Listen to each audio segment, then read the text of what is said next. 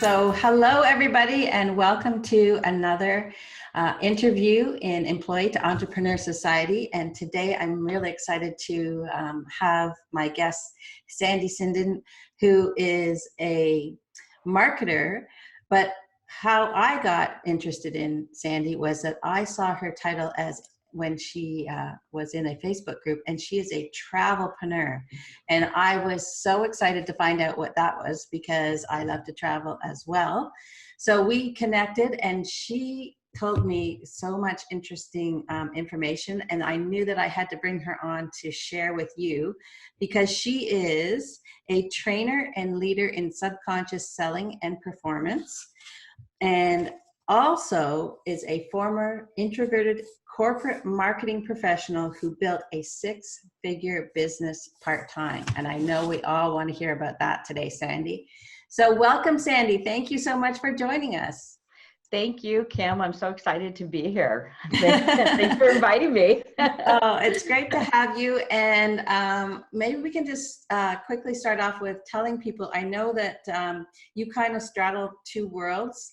You help corporate businesses still, and you have your own business. So how did you decide that you wanted to get into business for yourself, and where did you start?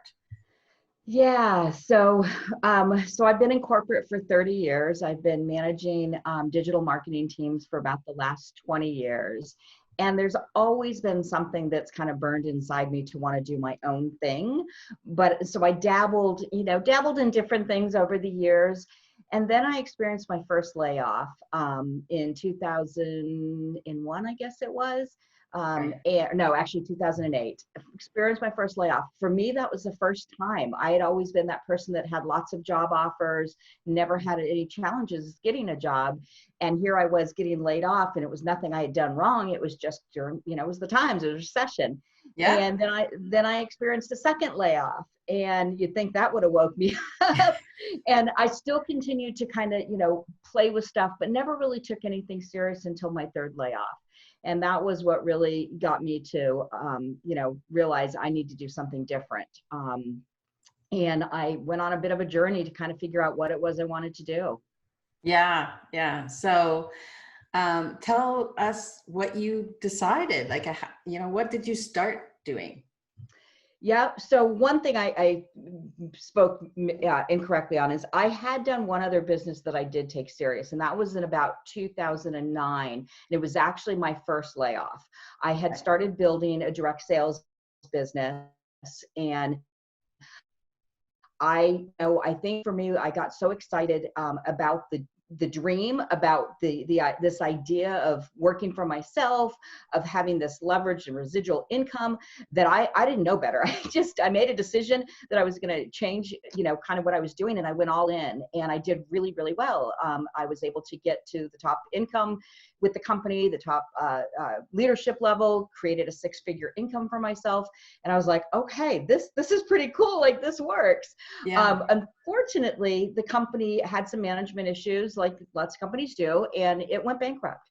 And so that was part of what I think kind of caused me to take a little bit of a hesitation. And over the next, years, as I got my second and third layoff, I was very hesitant to jump back into that particular business model, but knew that I wanted to do something different. And so when I experienced my third layoff, that's when I really made the decision, I'm done. I need to do something else. And at the time, I was involved with a company that I was super excited about in terms of the product, and you mentioned it in your thing, which was travel.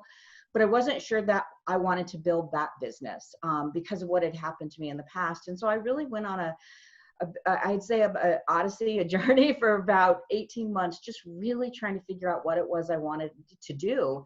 And what I ended up with was right back where I started. I love what I do. I'm very passionate about it, and I love the residual income.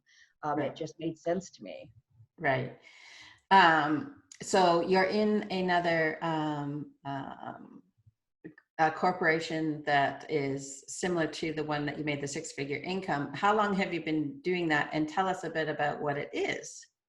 Yep. So I've been in it. Well, I've been in it for about 6 years as a member. And so it's travel. It's a travel membership club. And I love to travel. And so that just made sense to me. When I saw it, I had just taken a trip and they had the same trip for $800 less. So it was a no-brainer from the perspective of the service. But Wow. I was very intrigued as a marketer. I was very intrigued with the model and what they were doing. They were really going out to disrupt an industry, same as Uber and Lyft has done, and DoorDash, and all these different companies have kind of changed how we do things. Netflix, and that was kind of what they were doing, and that's what got me really intrigued in terms of the business side of things. And so I have been actively building it for a year. I've reached one of the levels of leadership. I'm in the top 5% in the company, and I'm on a mission to take 1,000 women with me and help them earn a six-figure income. I've done it before and I'm doing it again. That's amazing. That's amazing. So, like, I know your background is in marketing, but how did you get so good at being doing well at sales, and how are you helping people to actually learn that?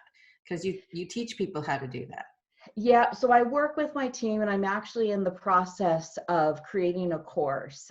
So part of my journey was a lot of reading, a lot of videos, a lot of training and mentorship and workshop. I'm in a mentorship program now that I do consistently, where I'm really learning about the subconscious. And it's amazing from a mindset perspective. Our entire thought process happens when we're children, from 1 to 8 years old. And so all of our gut reactions and how we do things is based off of something that happened as a child. And so when we're out there selling, if we have any kind of hangups that are living in our subconscious, no matter how hard we try, we can't break them, because that's built into our thinking. And so you really have to start to change things at a subconscious level.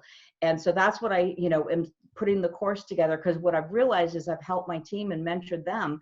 There's a few things that people really struggle with in the industry. One of them is the ability to sell. And as much as companies say we're not selling, we're just sharing, everything you do in life is you're selling. You're selling yourself at all times. And so that's what really got me intrigued and thought, wow, people need help with this. This isn't, doesn't just come natural. Yeah. And we have to face it, like, people are buying all the time. So, Mm-hmm. How do you get them to choose you? Like, and why? Like, I totally agree. Like, there's so much stigmatism over selling yourself, like, and making money for things, and getting over that. And what I have learned with that is a lot of times it comes back to our own self-worth of us, Yeah. when we are trying to ask money. It's not so much the money, it's that we don't think we deserve it. Maybe we've never made it. I came from a corporate background, making six figures, so for me that was easy to see myself making six figures. But when I start to think about making multiple six figures, it's a stretch. Just like somebody, I remember actually when I went in corporate, I was making $32,000 a year, and we moved to another city, and I ended up getting a contract role. And I remember I jumped up to almost 100,000. That was so $60,000 job. Wow. I totally thought it was fake. I remember going to the interview. They had just changed offices. There were boxes all over I'm like, oh, this is just a scam. Like, this is, I thought, because I didn't value myself yet at that kind of income. And so when it actually happened, and we got paid once a month. So I remember that first month of working. So it was 2 months before I saw my first paycheck. So imagine working for 2 months, not getting anything, and then praying, going, please, Lord, let this be real. Are they really going to pay me this much money? And I remember getting that first check. And that was, for me, that was when the lid came off and I went, wow, okay, this is what's possible. Yeah. And I didn't realize it as much at the time as I look back and go, okay, that's how I made that step. And so it's no different for somebody who's been in a corporate and maybe has made 50, 60, 40, whatever it might be. And now you're moving into your own business and you've got, dreams of making six figures. There's a lot of mental stuff you've got to break through before you're going to do it. Yeah, I totally agree. And I have just recently been digging deeper into some of the subconscious thoughts not even realizing what some of those blocks are. But I totally agree. Like, making a certain amount in corporate, you think, sure, you can replace that, but all of a sudden to make more than that, there's some sort of funny thing that goes on. It's like, oh, do I deserve that? That exactly. And people don't realize that because they think at a conscious level, they're like, absolutely, I deserve that. I'm worth that. But what they don't understand is at a subconscious level, we all have lids, and it takes another way of being for us to break through that lid and go to the next level. And so there's a lot of work that has to get done. And most people will, or a lot of people will just give up. They're like, oh, this isn't for me. Oh, I can't sell. Oh, I can't do this. And so that's why when I started getting into this and building, in my last company, I had a team well over 1,500 people. Mm-hmm. And so I started to really see what was going on with people. And even now, the same thing with my team is, people struggle, or they'll get to a certain place. Like I had one young lady that's part of my team. She got to the first kind of leadership level, and she hit a lid, and she's got to break through that. And so, working with her, I've realized just how much people need that they need to know how to break through their lids. They need to identify that they have one instead of just giving up, going, oh, I can't do it. You can absolutely do it. And did it take you long to break through your own barrier? It was probably, at the same time, I was still building my business. So it wasn't like I stopped and, did nothing. No, yeah. But I'll tell you what, it's an ongoing process that I think you go through your entire life. That's sort of what I was trying to get across. Like you continually work on it, right? Absolutely. Yeah. Absolutely. Every time I learn one thing, like I was just on a training the other day, and I had another aha. I was like, oh my God, because what I've learned is we change. So we see things differently every time we hear even the same information. I can hear something a year ago, and as I've developed over this year and I hear it now, it's totally different. I have like this huge aha, but meanwhile, I've heard that information before. So it is. And that's what I have found is some people just really don't want to put the work in on themselves. And it really is an inside job if you want to affect your outside. Yeah, because you can know everything inside and out about your product or your service. Mm-hmm. But if you don't have that mindset, you're never going to change, right? Yeah, I mean, that's me. I've got a 30-year career in marketing. Like, I know how to market. I've been doing it for a long time. Yeah. So the marketing part of this was not a problem for me, but the belief and the glass ceiling for me was a problem. And somebody once said to me, are you afraid of success? And I looked at her and I'm like, no, I'm not afraid of success. Like I've made good money. I've done these things. Yeah. But then when I started to look at what success entailed, I realized there were some other things that were blocks for me that I had never put the two things together until I took a step back. So I think sometimes people just need to ask themselves a lot of the hard questions, like what is it I'm scared of? Why, am I not pushing? And then you realize, okay, there's something more here than what meets the eye. Yeah, I totally agree. And like I said, I'm much newer to all of this, but I have realized that there's work to be done. And if I want to get to the next level, I have to work on myself rather than even more on the business. Because you're right. I know marketing, I know branding too. But that's the easy part. It's the stuff that you try to, put aside, right? Yeah, and it's funny because what I've noticed in our industry, in the direct sales network marketing industry as a whole, is people move from company to company to company because they think it's going to be better at the next company or better at the next company or that product or that service. But it's not about the product or service that you're selling. Yeah, you have to have something you believe in and you're excited about. Right. But it always comes back down to us. And I see the same thing with internet marketers. They change from one thing to another. Heck, I've done it myself. But it comes down to you and inside you, if you're willing to work on yourself. As long as you're aligned with what it is you're passionate about, then it's an inside job. It's got nothing to do with, my marketing is not, because you just keep tweaking all that stuff. Yeah. But you have to believe that you can do it, that you deserve it, that you're worthy of it before it's going to happen for you. Yeah. So, now I would love to hear about this travelpreneur business of yours. and have you share with people? Because I had never heard of it before. So I was quite intrigued. Yeah, so it's really cool.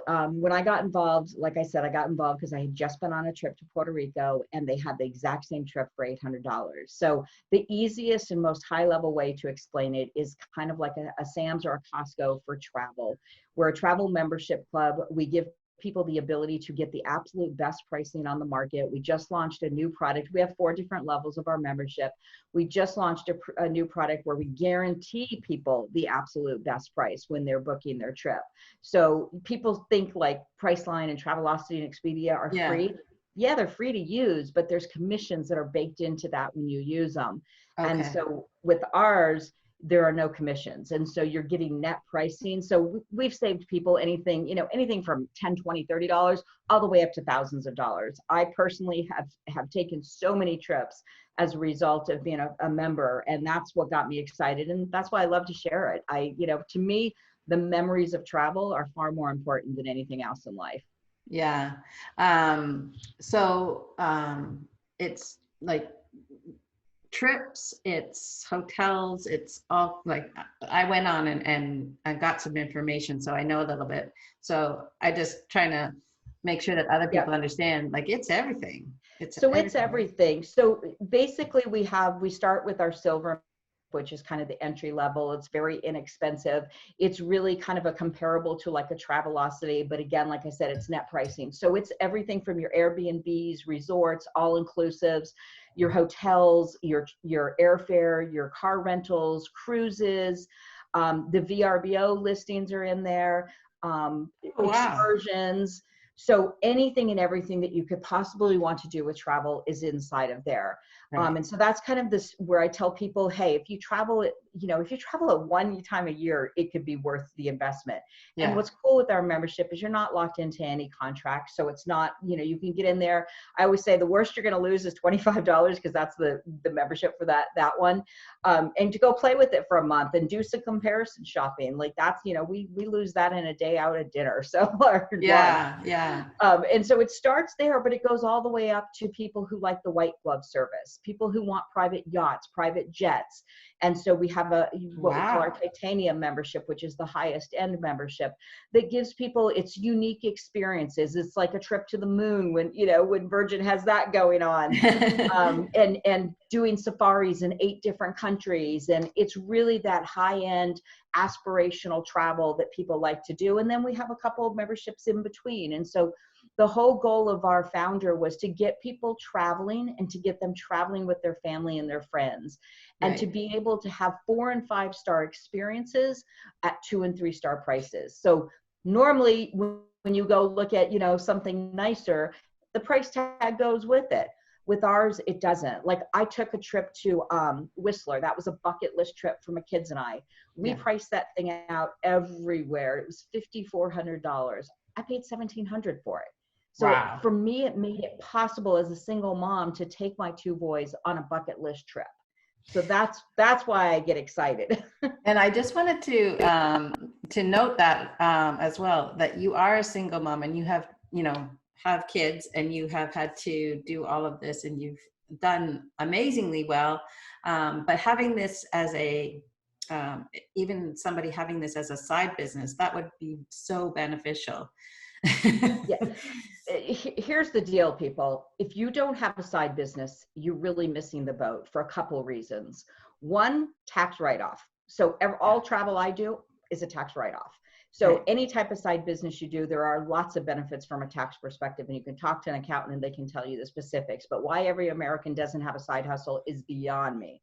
Even Canadians, there's tax write-offs for us too. So that's right. Canadians, America, any of us, we need to have something to write off for taxes. The other part is this residual income. Right now, we've got 36, I don't even know the last count, million people unemployed. I think we're at almost 20% or something like that, crazy. Now, some of those people will go back to work, but a lot of them are not going to go back to work. And guess what? If they do go back to work, when's the next thing going to happen? When's the next time they're going to have to worry?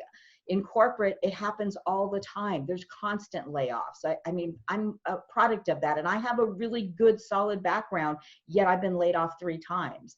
And And so, I have too. That's how I started my business. Yeah. yep. And that's usually how people do. They get, fed up and they're like, you know what, there's got to be a different way. Then you have control. You're Yes. not waiting. I remember my first layoff. This is how they did it. The night before, boxes were put out in the parking lot. The next morning, boxes were at the end of your cubicle. You had no idea if one of those boxes was going to be for you or not. At about 10, 11 o'clock, you got an email that said, hey, you're invited to a special meeting. My first layoff, my mother was laying in a hospital. She had just had a stroke.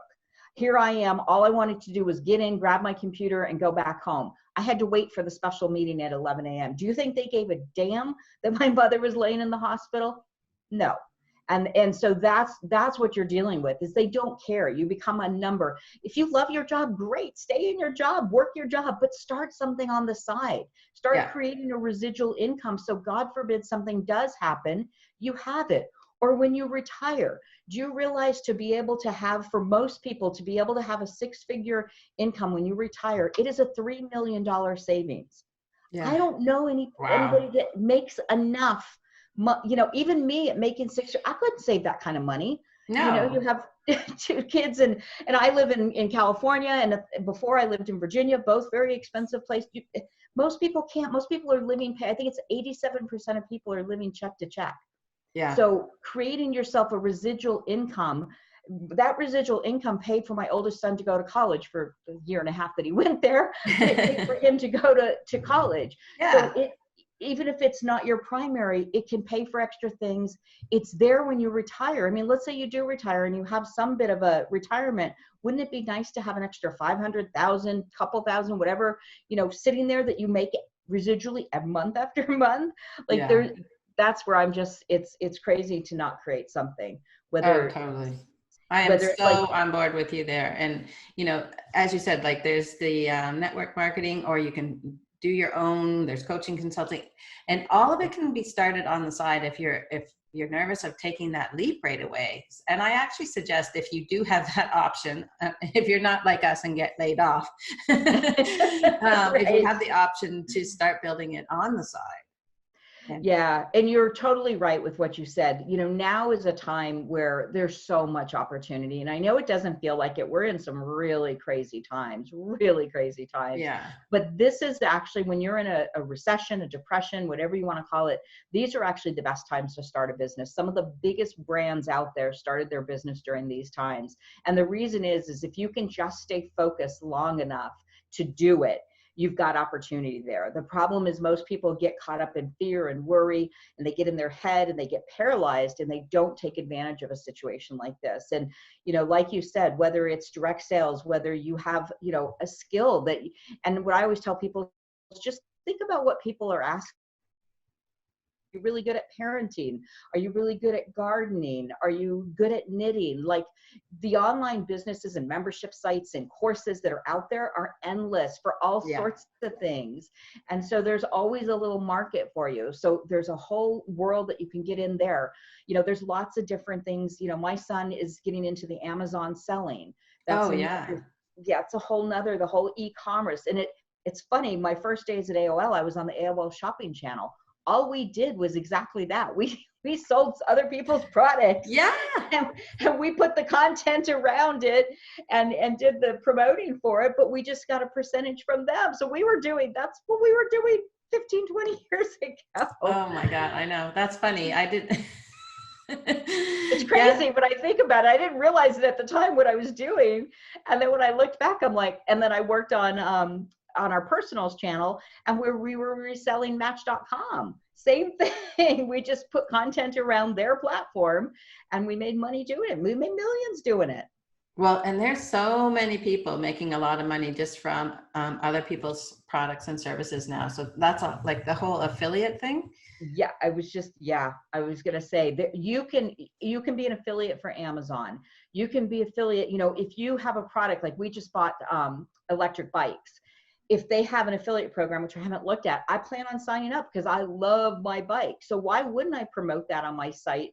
You know, do a blog post about it, do a social media post. Hey, if you're looking Yeah. for, you know, really cool, and I make a little bit of kickback from it. So the Yeah. more sorts of residual income, multiple streams of income you can get into your household, then God forbid you get laid off or downsized, or, you know, like I heard in one hospital, doctors were getting a 20% cut in pay because of everything that happened with COVID in the hospitals. You know, imagine that you're a doctor and all of a sudden you get a 20% cut in pay. Well, what if you had created some sort of side business? It would absorb that sort of thing. Yeah. And that's why I encourage people, like, it's so important in the times we're in right now. We're in very uncertain times.